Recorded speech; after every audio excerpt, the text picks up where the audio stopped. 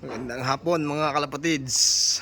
Update nga natin ang day 2 ng paggagawa ng loop ni Mr. Doraemon Loop.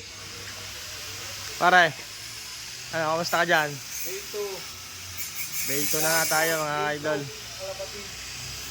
Oh, yun. Okay na. Init lang sa taas. So, hardiplex nga ang paikot para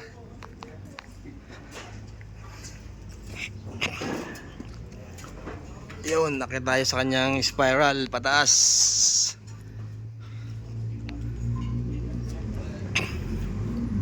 Napakainit nga mga kalapatids.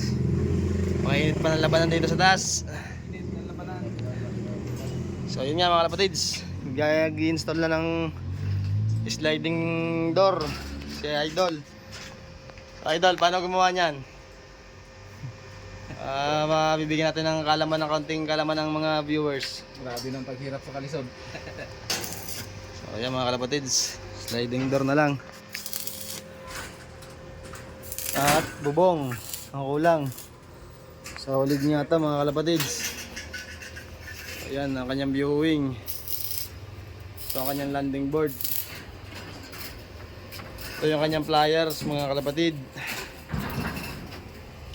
Solid.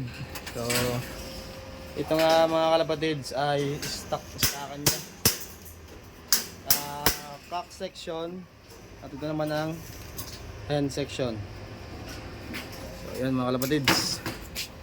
So update ulit natin kayo kung matatapos natin ito ngayong araw.